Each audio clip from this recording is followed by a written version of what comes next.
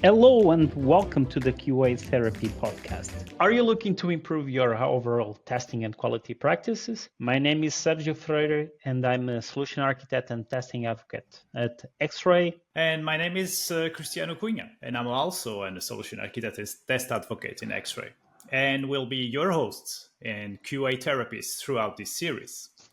In this podcast, we're going to tackle some of the most testing and quality challenges that we all face in our teams. This time, we'll talk a little bit of APIs. So, in the API world, everything seems to be more technical, and exploration may just be what we did or not.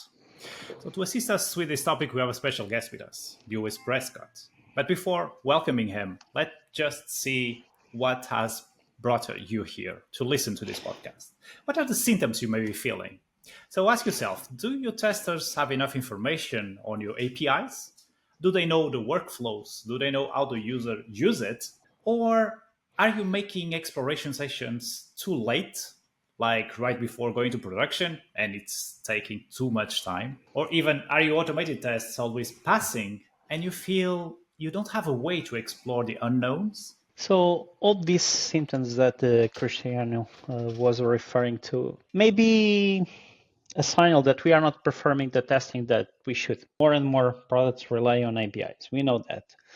And while script testing for APIs can help debug specific problems, it has the same shortcomings as its counterpart for UI, primarily the lack of ability to uncover unknown problems beyond the strictly defined. Exploratory testing with its flexible and adaptive nature seems like a perfect fit.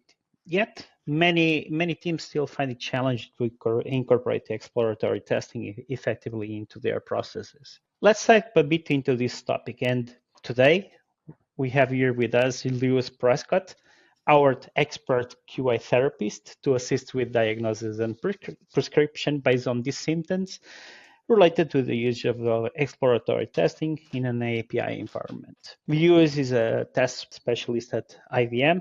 He's a course author for Test Automation University, teaching JavaScript API testing, and also in Udemy, where he created an introduction to contract testing with Pact. And more recently, he also published a book with Mary Drake called Contract Testing in Action. He's also a frequent speaker in various conferences where he shares different subjects from API to testing. Welcome, Lewis. Are you comfortable in your QA therapy couch? Yeah, thank you so much for having me. Let's get started. How would you explain what an API is and its value to a 6-year-old kid? Tough one, Yeah, right? it's a tricky one. It's a tricky one. So the way that I would describe it is it's a communication layer. So how two systems communicate with each other. Whether that system is, you can simplify that down to, I guess, all kids know what a smartphone is, right? So a smartphone communicating with a computer, or two smartphones communicating with each other, a communication between the two systems. And there's obviously a defined contract within that. It's an agreement between the two systems of the communication between them. Attempt at that very tricky question. we can try it on the street asking a kid. Telling a kid. Exactly.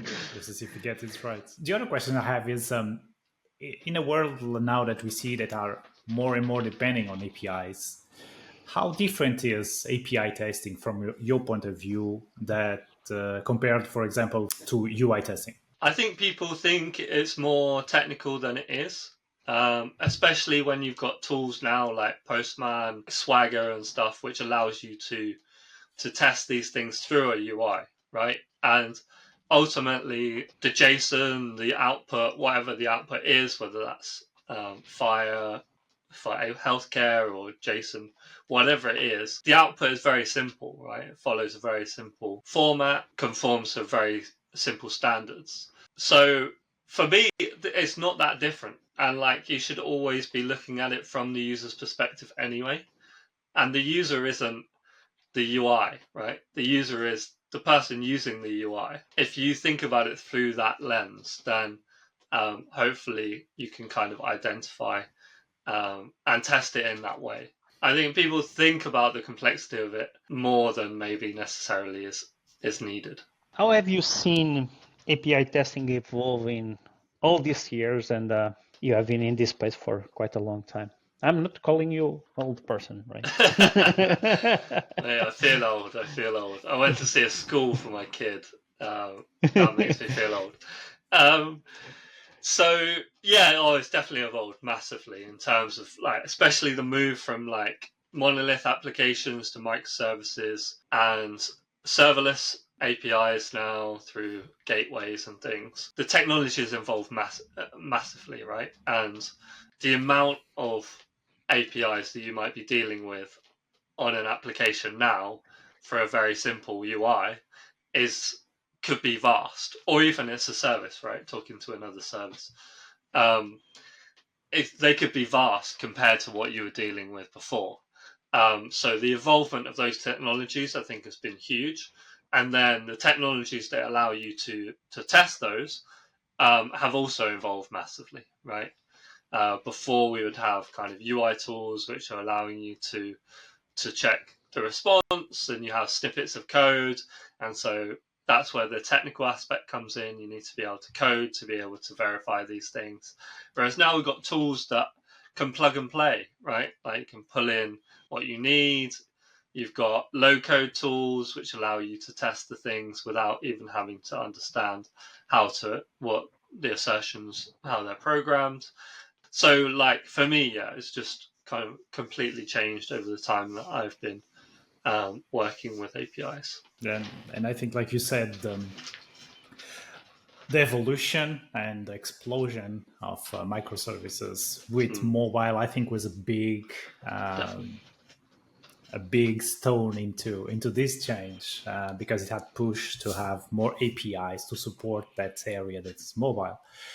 And have you seen also an evolution in exploratory testing, particularly in the API testing area, or do you think it's more or less the same than when it appeared? I think it's more or less the same, to be honest. I think people, and what I talk about a lot, and questions I get a lot from speaking about contract testing, is people rely on the like open API specifications, on the Swagger documentation a lot. And so that kind of is used as that kind of crutch of like, okay, this is what I need to test. And then there's lots of implicit requirements which aren't written down in those docs, right? Which you do need to test. And I would say they don't necessarily get explored as much as they should. But there's definitely people in the testing community that are very good at it, especially people in the kind of secure API kind of area, talking about, okay, yes, you've got an API, but like you also need to think about all these different areas as well, and obviously how it's being consumed, what environment it's being consumed in. So yeah, I think there's definitely areas which we're doing well in terms of that exploratory piece. But yeah, I think there's definitely areas that could be improved as well. Whenever we talk about, and I think you are mentioning like the contracts and like the specifications that we might have for the APIs, even though we may have like an extensive documentation, it will not cover like everything, right? It's just a starting point, right? Yeah, exactly. And those contracts can, like, if you've got them written in a wiki page, right, they can go out. One of the like big areas which is difficult to solve, right, is you have teams working on a specific part of the application, and other teams consuming it. They have their own priorities, what they consider to be important, right? And it's humans talking, which is the problem, right? It's not the technology, it's the human aspect. That's what's so difficult to solve. The contract part is relatively simple. I think that's a common, let's say, statement that we get in our podcasts whenever talking to different people, is that in the end, it's a people problem about, let's say, communication, collaboration, understanding. And sometimes we forget that aspect, which is really crucial, right? And you touched this point a bit before about the requirement or not for a person to be more technical to be able to do API testing. So do you think that everyone can do API testing? Yeah, I believe so in terms of like what you need to hit an API, right? Like Right. mentioned Postman earlier, but like you can use curl. Barrier to entry for hitting an API is very small. Even though we may have like an underlying complex technology that implements the API aspect in the hand, it's something that we can exercise using tools such as the ones that you mentioned that make it easier for Yeah. anyone from the outside. The complexity comes right when you get an error or it's not authorized. So you need to understand how to get the authentication token that expires. So the complexity is built around it. I agree with you. But I think we cannot just. I think everyone can test it. But if you go and want to say, I want to thoroughly test it, you have to know you have to have some technical. I think you cannot go around it. You can test it in a way and you can understand the workflows, I think, like you said. And it's important to have a tester with that kind of view to test the workflows of where that API is supposed to be used and what are the outputs it's supposed to be used.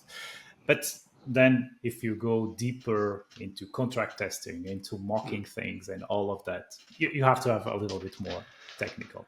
But I believe the balance is key here, right? That's a really good point. Yeah, in terms of like setting up those scenarios that say the third party service is down, right? So I want to test this scenario. So how do I get that into a condition which I can then get it to respond in the way that I want? Absolutely, yeah. That's very difficult.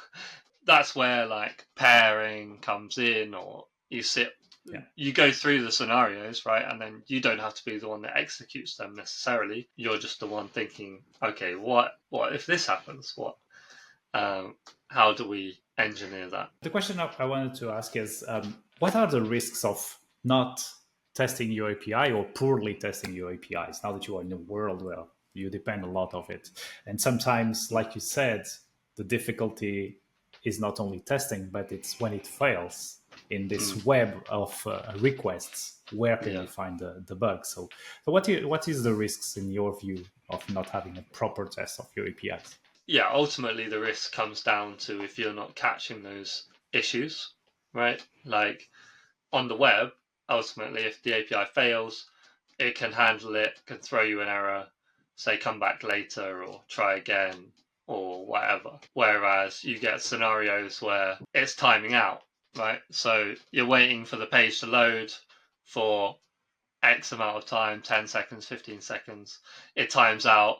The page is just like stuck there, right? Like you get in these conditions. So like, as you mentioned, like in order to test it thoroughly, you need to understand these error conditions, which make the user experience very poor. But ultimately, again, that's not an API concern, that's a web concern. The UI should be able to deal with these things, and them as the consumer should be dictating to the API, okay, I've got a non-functional requirement here that after 10 seconds, I need to throw an error to the user. So you need to time out after 10 seconds and return something to me so that I know what to do on the front end. So it's flipping that kind of relationship a little bit. Whenever thinking about all these APIs, do you look at API testing more usually as a black box kind of thing where you just look mostly at the inputs that come, the outputs that you get, or do you look it in more deeply, trying to see what's happening inside of the system to go, let's say, beyond the contract, right? Yeah, I'm a technical guy. I like to dig into the code and see what's going on. But I start the exploration right from the front. You've got your scenarios, as you mentioned, like your error scenarios. What happens if it times out or whatever? And then you can go into the code and see kind of what you're expecting to happen, what kind of routes it's going to take, so you can kind of see additional scenarios that you may not have thought about, because the access is limited right from the front in terms of how you can get to a certain place, and there may be logic that you're not going to hit right for a while or whatever. So yeah, I would always dig in and see kind of if there's certain conditions that I can try and dig out from the code. In this API scenario, which is, we call it technical world, but it's all technical, what we do in software, right? How can we adopt exploratory testing for better API testing? The first point of call, right, is always going to be your API documentation of like, what is this thing supposed to do? Then you can use your heuristics of, I've seen this happen in the past. I know that this error can happen on this other API. This isn't documented here.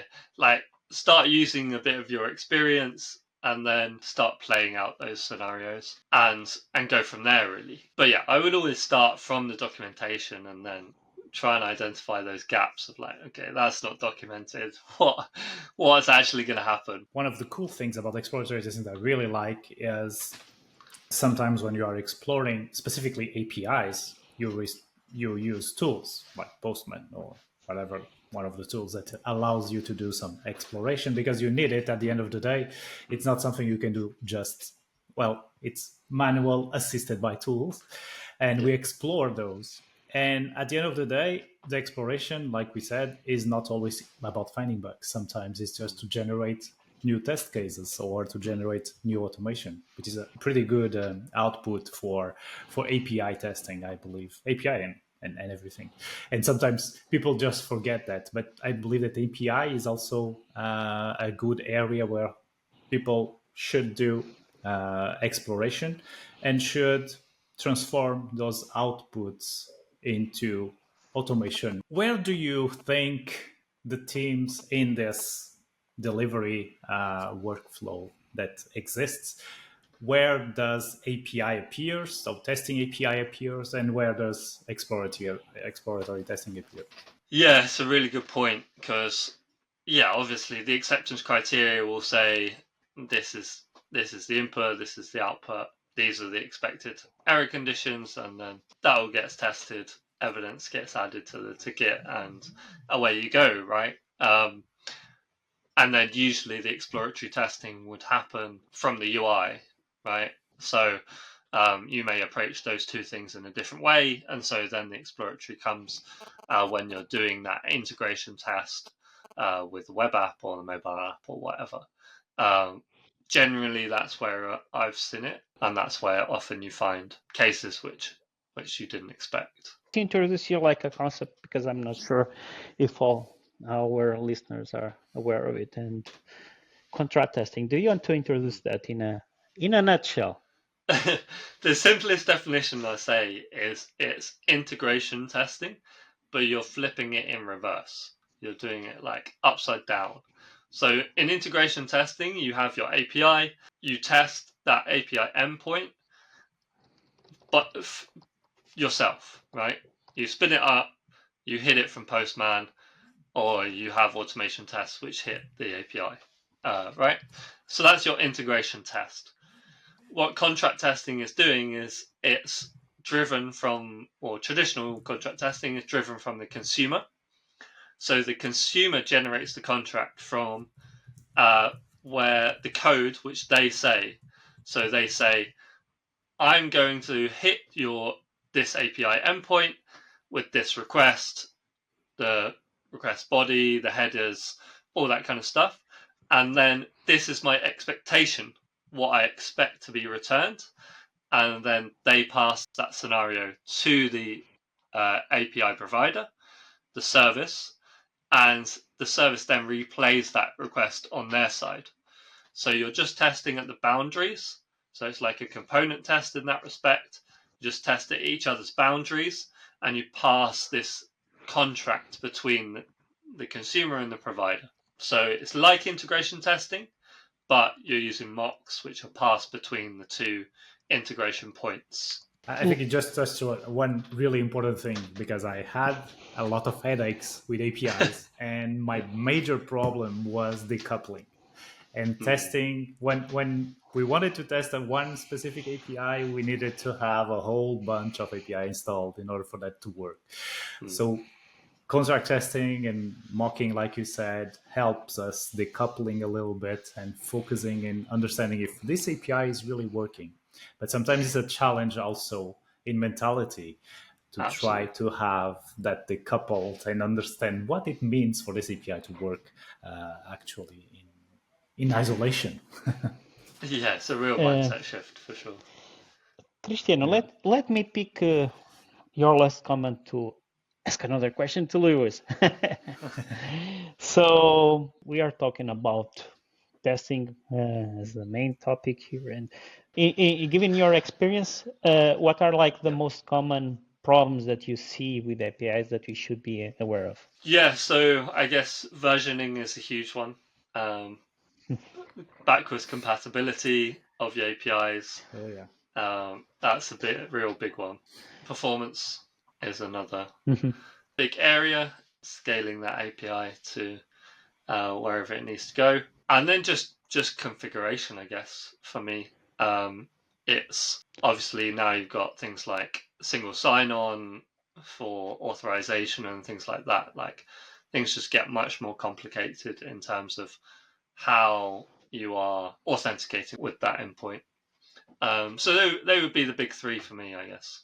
Just to add on that, what really triggers me as a tester is having wrong error messages or unuseful error messages. That triggers me like no other. Yeah, absolutely. That's a really good point, because I had it the other day as well in terms of debugging in production, right? Like you've got an error being thrown in production, and because working in agile, you're releasing all the time, like things break. And so being able to see what's happening is crucial, right? To being able to diagnose what's going on. Last question, I believe we are reaching the half an hour. This time we will try to, we're not going to make it. It's already 29 minutes in, but nevertheless, with all of this buzz around AI, I cannot end this without asking, how do you see AI, LLMs can help in this world of API testing? Do you see any area that it could be helpful? Any outbreak, any tool that you see that's really helpful on API testing or exploratory testing nowadays? My niche in terms of contract testing, I can apply the example there. So Packflow, who's the software as a service version of Pack, they are introducing AI, it's currently in beta, I think, to generate those contract tests for you. Because that's one of the biggest hurdles for people getting started with contract testing is adopting it, learning how to do it. So generating those test cases, and I think other kind of testing frameworks are adopting that as well, right? In terms of generating those test cases for you.